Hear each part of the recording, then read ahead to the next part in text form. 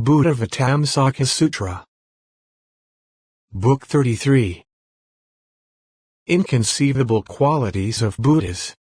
Video 2. Buddhas have 10 kinds of mastery. What are they? All Buddhas have command of all the teachings, clearly comprehend all kinds of bodies of expression and nuance, and explain all things with unhindered intellect. This is the first mastery of Buddhas. All Buddhas teach sentient beings without ever missing the appropriate timing, endlessly explaining the right teaching to them in accord with their states of mind, causing them all to become receptive to truth. This is the second mastery of Buddhas. All Buddhas are able to cause all worlds throughout space, arrayed in countless different ways, to quake in 6 ways, causing those worlds to rise or fall, to expand or contract, to combine or dissolve, without ever harming a single living being, the creatures in those worlds being unaware, not cognizant of this happening, not even suspecting it. This is the third mastery of Buddhas. All Buddhas are able to beautify and purify all worlds by means of spiritual powers, in the space of an instant manifesting the adornments of all worlds, these adornments beyond recounting even in countless eons, all free from defilement, incomparably pure. All the adornments and purities of all Buddha fields they cause to equally enter one field. This is the fourth mastery of Buddhas. All Buddhas, seeing a single sentient being capable of being taught, extend their lives indefinitely for that being, sitting without fatigue of body or mind, concentrating single-mindedly on that being, without ever becoming heedless or forgetful, guiding that being by appropriate means, with appropriate timing, and also do the same for all living beings as they do for one. This is the fifth mastery of Buddhas. All Buddhas can go to all worlds, to the realms of action of all enlightened ones, without ever leaving behind any phenomenal realms, the 10 directions each different, there being in each direction incalculable oceans of worlds, there being in each ocean of worlds incalculable world systems. By spiritual powers Buddhas reach all of them in a single instant, and turn the wheel of the unobstructed pure teaching. This is the sixth mastery of Buddhas. All Buddhas, in order to civilize all sentient beings, attain an excelled complete perfect enlightenment in each mental instant, yet in regard to all elements of Buddhahood, they have not already cognized them, do not cognize them, and are not yet to cognize them, and also do not dwell in the stage of learning, yet they know them all, see them all, mastering them without hindrance. With immeasurable knowledge and freedom they teach and tame all sentient beings. This is Buddha's seventh mastery. All Buddhas can do the Buddha work of the ears with their eyes, can do the Buddha work of the nose with the ears, can do the Buddha work of the tongue with the nose, can do the Buddha work of the body with the tongue, can do the Buddha work of the mind with the body, and with the mind can sojourn in all kinds of realms, mundane and transcendental, in all worlds, able to perform immeasurable great Buddha works in each realm. This is Buddha's eighth mastery. All Buddhas can contain all sentient beings in each pore of their bodies, each sentient being's body equal to untold Buddha lands, yet there is no crowding. Each sentient being can pass countless worlds with every step and go on for countless eons, seeing all the Buddhas emerging in the world and edifying beings, turning the wheel of the pure teaching, showing untold phenomena of past, future, and present, the embodiments of sentient beings in various realms of existence throughout space, their comings and goings and deportment, their needs all fully supplied, yet without any obstruction therein. This is Buddha's ninth mastery.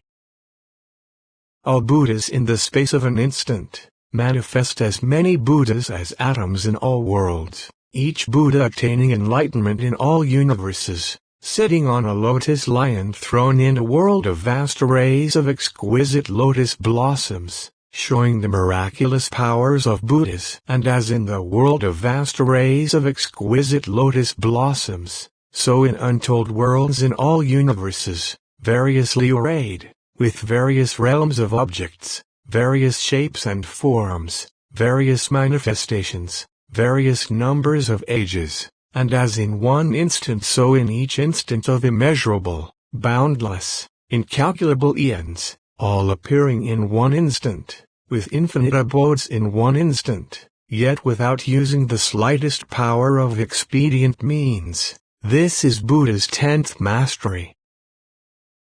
Buddhas have 10 kinds of measureless, inconceivable ways of fulfillment of Buddhahood. What are they? The pure features of all Buddhas each contain 100 blessings. All Buddhas accomplish all Buddha teachings. All Buddhas perfect all roots of goodness. All Buddhas perfect all virtuous qualities. All Buddhas can teach all sentient beings. All Buddhas can be leaders of sentient beings. All Buddhas perfect pure Buddha lands. All Buddhas achieve omniscient knowledge. All Buddhas develop the physical marks and refinements of greatness.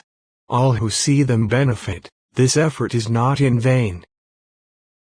All Buddhas are imbued with the impartial reality of enlightened ones. All Buddhas, after having done their Buddha work, manifest entry into nirvana. Buddhas have 10 kinds of skill in means. What are they?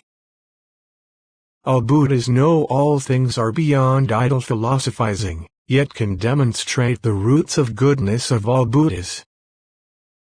All Buddhas know all things have no vision and are unknown to each other, have no bondage or release, no reception or assembly, and no consummation, and independently ultimately reach the other shore. Meanwhile they know the true reality of all things is unvarying, not different, and they attain freedom, selflessly, without grasping, not destroying ultimate truth. Having already reached the state of great freedom, they always observe all realms of reality. All Buddhas are forever aloof from all appearances. Their minds do not dwell on anything, yet they know all appearances without confusion or error.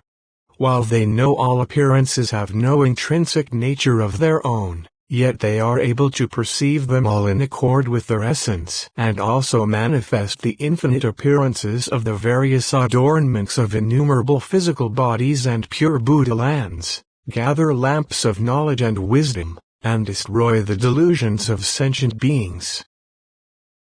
All Buddhas abide in the realm of reality. They do not dwell in the past, future, or present, because in thusness as such there are no marks of the 3 time frames of past, future, or present. Yet they can speak about the emergence in the world of the innumerable Buddhas of past, future, and present, causing those who hear to see the realms of all the Buddhas. All Buddhas in their physical, verbal, and mental actions do not create anything, have no coming or going, and no abiding. Beyond all categories, they reach the other shore of all things, yet are treasuries of all truths, imbued with immeasurable knowledge, comprehending all kinds of mundane and transmundane things, their knowledge and wisdom unhindered, manifesting immeasurable autonomous spiritual powers, edifying the sentient beings of all realms. All Buddhas know that all things cannot be seen, are neither one nor different, are neither finite nor infinite, are not coming or going, all being without inherent nature of their own, yet they do not contravene the phenomena of the world. The all-knowers see all things in the midst of non-existence of own being or inherent nature. Being independent of things, they extensively explain things, while always abiding steadily in the real nature of true thusness. All Buddhas know all times in one time. Endowed with pure virtues, they enter the absolute state, yet without any attachment to it. In regard to time frames such as day, month, year, eon, becoming, and decomposition, they neither remain within them nor abandon them, yet they are able to show day or night, beginning, middle, and end, one day, 1 week, a fortnight, a month, a year, a century, an eon, many eons, inconceivable eons, inexpressible eons, as far as all the eons throughout the future, always turning the wheel of the sublime teaching for the sake of sentient beings, without interruption, without retreating, without pause. All Buddhas always remain in the realm of reality, develop the infinite fearlessness of the Buddhas as well as their countless, measureless, inexhaustible, ceaseless, boundless, unique, endless, and true intellectual powers, appropriately demonstrating explanation of all expressions and explanation of all principles, delivering untold millions of discourses using various doctrines adapted to faculties and natures, inclinations and understandings, all ultimately good in the beginning, the middle, and the end. All Buddhas abiding in the pure realm of reality, know all things originally have no names, there being no name of past, present, or future, no name of sentient beings, no name of inanimate beings, no name of country or land, no name of non-country, no name of law or non-law, no name of virtue or non-virtue, no name of enlightening being, no name of Buddha, no names of sets, no names of non-sets, no name of birth, no name of extinction, no name of existence, no name of non-existence, no name of unity, no name of variety, because the essential nature of things is inexpressible. All things are without location or position, cannot be explained as assembling or dispersing, as one or as many, no verbalization can reach them, all words fail. Though the Buddhas speak in various ways according to conventional usage, they do not cling to anything as mental objects, do not make anything up, and avoid all false conceptual attachments. In this way they ultimately reach the other shore. All Buddhas know the fundamental nature of all things is null, because it has no birth, it is not form. Because it has no manifestation, it is not sensation. Because it has no names or categories, it is not conception. Because it has no action, it is not conditioning.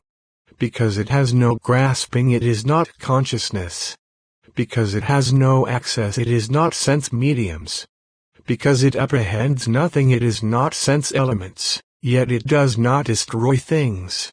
Because the original nature has no origination, is like space. All phenomena are empty and quiescent. There is no action or effect, no cultivation, no accomplishment, no production. They are not in sets, yet not out of order. Not existent or non-existent. Not born or annihilated, not defiled or pure. Not entering or existing. Not abiding, not transitory. Not edifying, not unedifying. Not beings, not beings. Not living, not lifeless. Not caused, not causeless. While knowing this, the Buddhas know all sentient beings, whether they are rightly stabilized, wrongly stabilized, or not stabilized, and teach them the subtle truth to enable them to reach the other shore, attain the 10 powers and 4 fearlessnesses, be able to roar the lion's roar, be imbued with universal knowledge, and abide in the realm of Buddhahood. These are the 10 kinds of skill and means achieved by Buddhas. Buddhas have 10 kinds of great Buddha work, immeasurable, boundless, inconceivable, unknowable to all celestial and human worldlings, unknowable even to the past, future, and present Buddhist disciples and self-enlightened ones. except by the spiritual power of the Buddhas. What are they? All Buddhas appear to be born in the heavens of contentment in all worlds throughout the cosmos, carry out enlightening practices, and perform great Buddha works in the spheres of operation of infinite forms, infinite powers, infinite lights, infinite sounds, infinite verbal expressions, infinite concentrations, and infinite knowledge, taking in all humans, celestials, demons, monks, priests, titans, and so on, their great kindness uninhibited, their great compassion ultimate, impartially aiding and benefiting all living beings, enabling them to be born in heaven or in the human realm, or purifying their senses, or tuning their minds, sometimes explaining 3 different vehicles of salvation for them, sometimes explaining the complete, full unitary vehicle for them, saving and liberating all, enabling them to get out of birth and death. This is the first great Buddha work. All Buddhas descend spiritually from the heaven of contentment into the mother's womb. By means of ultimate concentration they observe the phenomenon of taking on life as like an illusion, like a phantom, like a reflection, like space, like a mirage, and they take on life however they wish, without bound, without hindrance. Entering the state of non-contention, they develop knowledge without attachment. Free from desire, clear and pure, they develop a vast treasury of wondrous adornments, take on their final embodiment, live in a great jewel-adorned mansion and perform Buddha work. They may do Buddha work by spiritual powers, or by right recollection, or by showing miracles, or by manifesting the Sun of Knowledge, or by revealing the enormous spheres of Buddhahood, or by showing the immeasurable lights of the Buddhas, or by entering countless great concentrations, or by manifesting emergence from concentration. The Buddhas at that time, in the mother's womb, wishing to benefit all worldlings, show all kinds of appearances to do Buddha work. They may appear to be born, or appear as children, or appear as princes, or appear as leaving home, or they may show the appearance of attaining true enlightenment, or show the appearance of turning the wheel of the teaching, or show the appearance of entering final extinction. In this way all of them, by various means, perform Buddha work in all regions, all networks, all circles, all systems, in all worlds. This is the second great Buddha work. All good works of all Buddhas are already pure, and their knowledge of all life is clear and immaculate, so by birth they lead and guide the deluded, causing them to open up in understanding and practice all that is good. For the sake of sentient beings they appear to be born in a royal palace. All Buddhas have already abandoned all materialistic desires for palaces and pleasure. They have no craving or obsession, and always reflect upon the emptiness and a senselessness of all existence, that all comforts and delights are not truly real. Keeping the pure precepts of Buddhas, ultimately fulfilling them, observing the palace ladies and attendants, they develop great compassion. Observing that all sentient beings are unreal, they develop great kindness. Observing that there is nothing enjoyable in the world, they develop great joy. Their minds gaining freedom in the midst of all things, they develop great relinquishment.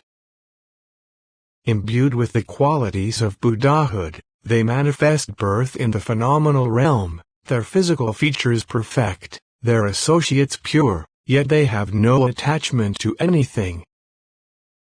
With voices adapting to types, they explain the truth to the masses, causing them to become disillusioned with worldly things. They point out to them the results of what they are doing. Also they use expedient means to teach in accord with needs, causing the immature to develop maturity, causing the mature to attain liberation, doing Buddha work for them to cause them not to regress.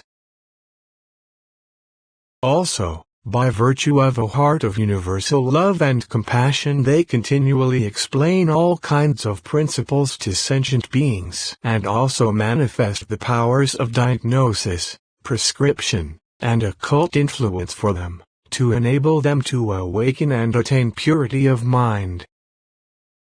Though the Buddhas be in the inner palace, seen by all the people, yet they are performing Buddha work in all worlds. By means of great knowledge and great energy they manifest the various spiritual powers of Buddhas unhindered, inexhaustible. They always continue three kinds of skillful, expedient action, that is, their physical activity is ultimately pure, their verbal activity is always carried out in accord with knowledge, and their mental activity is exceedingly profound and has no blockage or inhibition. By these means they benefit living beings. This is the third great Buddha work. All Buddhas show analytic examination and disenchantment while living in a palace of all kinds of adornments, thereupon giving it up and leaving home, wishing to let sentient beings realize that things of the world are all illusions, impermanent, and perishable, and become deeply disillusioned. Avoid creating attachments, forever cut off the affliction of worldly craving, cultivate purifying practices, and benefit living beings. When the Buddhas leave home, they give up conventional manners, abide in non-contention, and fulfill the immeasurable virtues of their fundamental vow.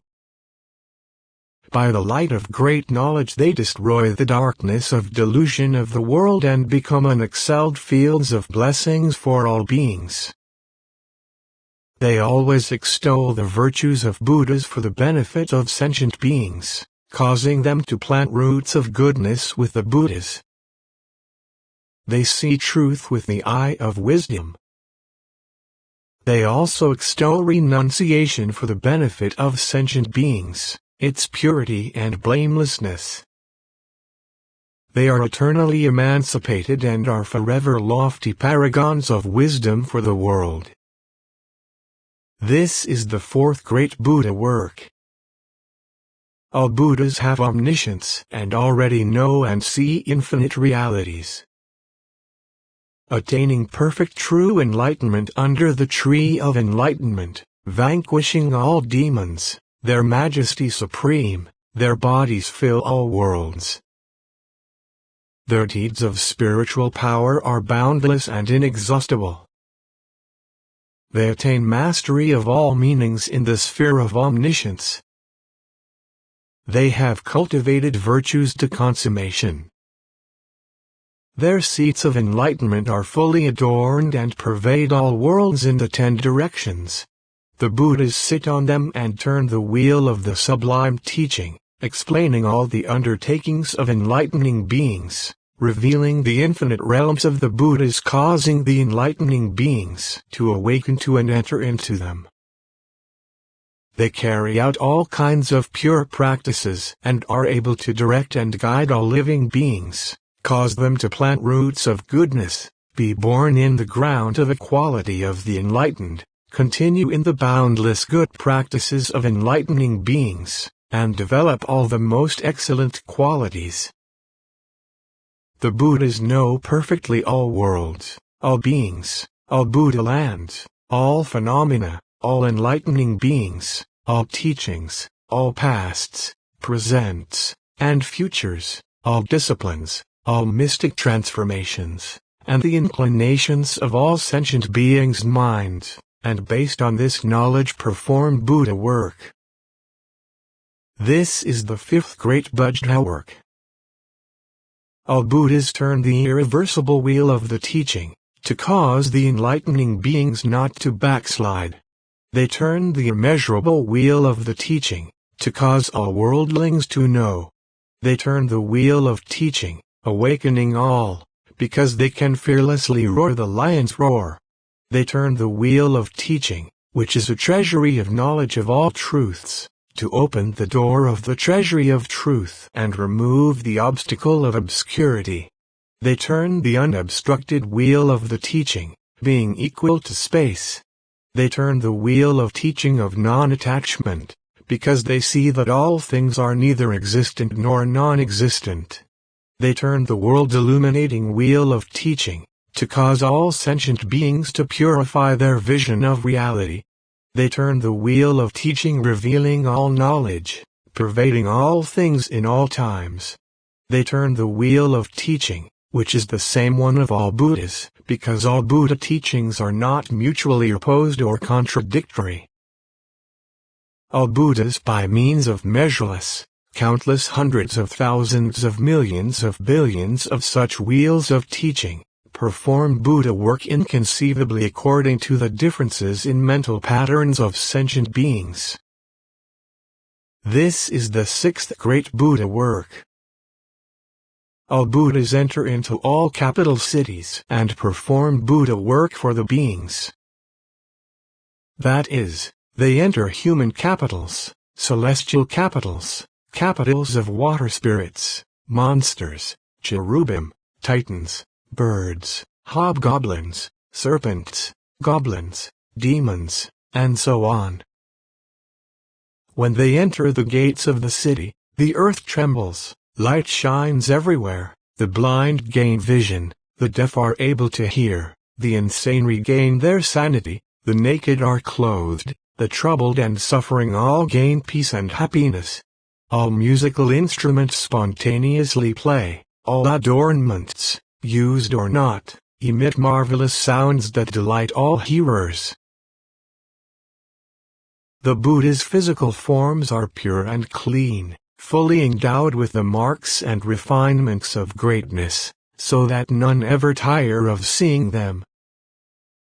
They are able to do Buddha work for the benefit of sentient beings, whether looking, examining, moving, stretching, walking or standing still, sitting or reclining, silent or speaking, whether manifesting occult powers, or explaining principles, or giving instructions. In all these they are performing Buddha work for the benefit of sentient beings.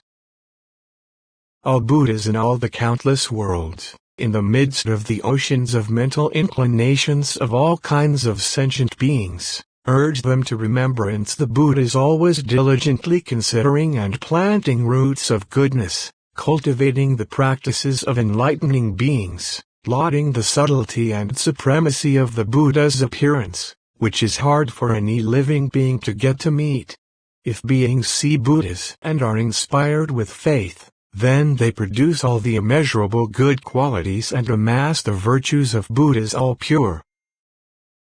Thus, having extolled the virtues of Buddhas, they multiply their bodies to go to all worlds in the 10 directions to let the sentient beings behold them, meditate on them and contemplate them, attend and serve them, plant roots of goodness, gain the good graces of the Buddhas and increase the family of Buddhas, all being certain to attain Buddhahood.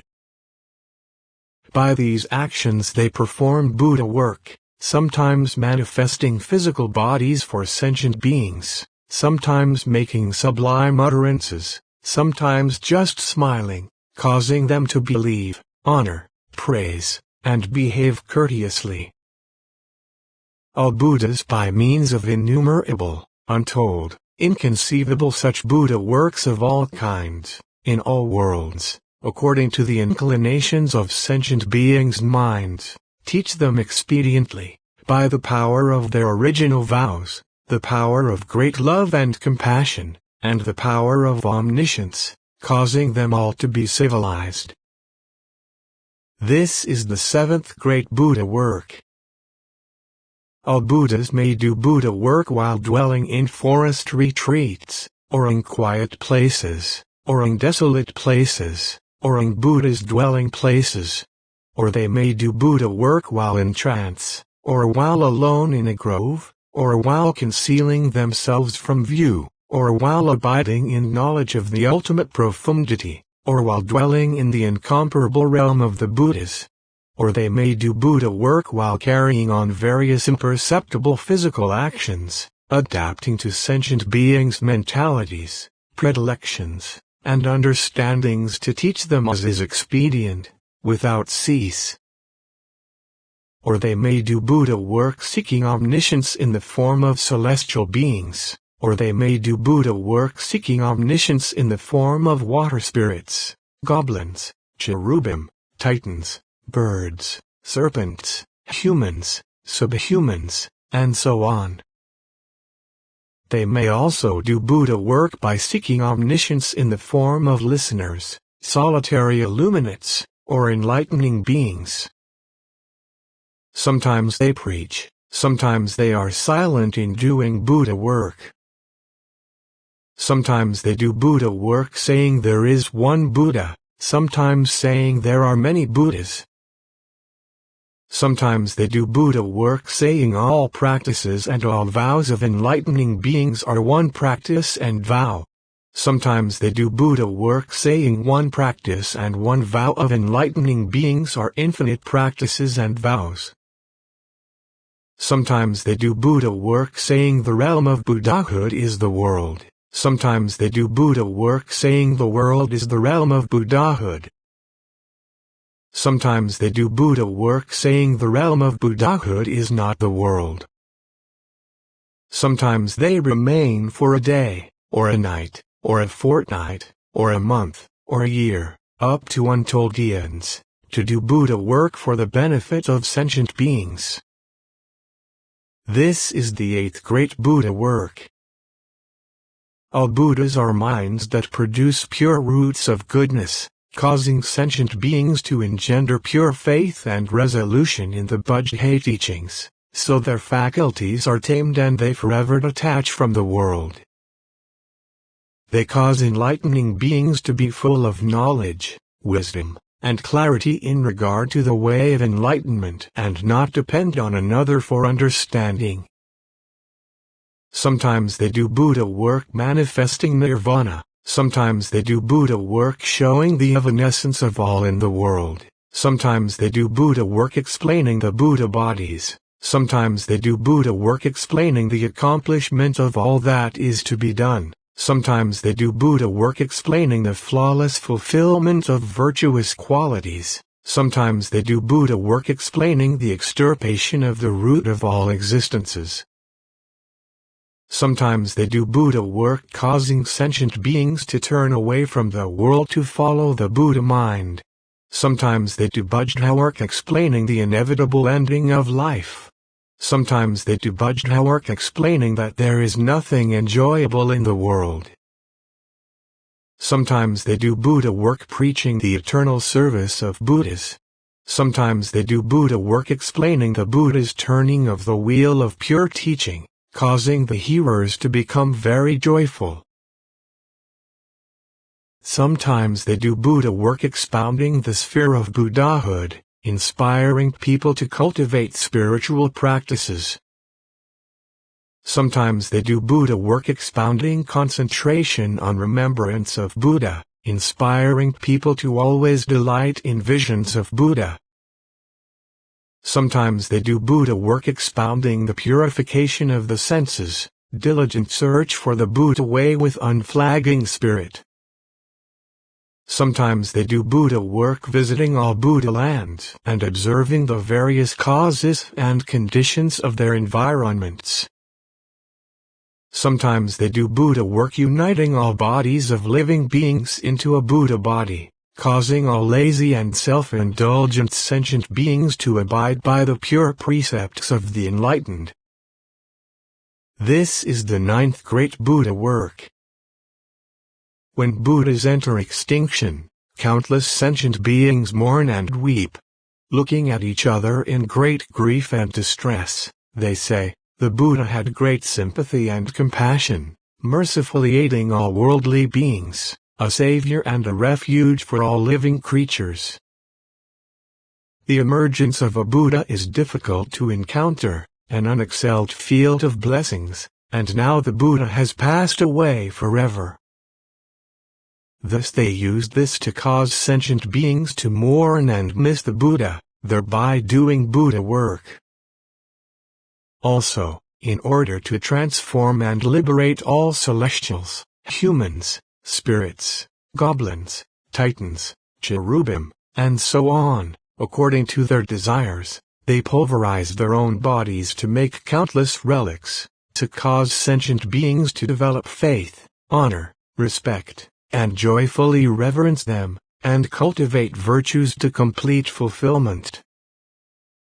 They also build monuments, variously adorned, in the abodes of all kinds of creatures, for religious services. Their teeth, nails, and hair are all used to make monuments, to cause those who see them to remember the Buddha, the teaching, and the community, to believe with unswerving faith, sincerely respect and honor them, and make offerings to them wherever they are, and cultivate virtues, so that by this merit they may be born in heaven or among humans, of noble and prosperous families with ample property and pure retinues, not enter into evil ways, always get to see Buddhas fulfill pure ways, quickly attain emancipation from the three realms of existence, each attain the fruit of their own vehicle according to their aspiration, recognize and requite their debt to Buddhas, and forever be a reliance for the world. Though the Buddhas be extinct, they are still inconceivable pure fields of blessings for living beings, with inexhaustible virtues, supreme fields of blessings, causing sentient beings roots of goodness to be complete and their virtue to be fully developed. This is the 10th Great Buddha work. Continue to video 3.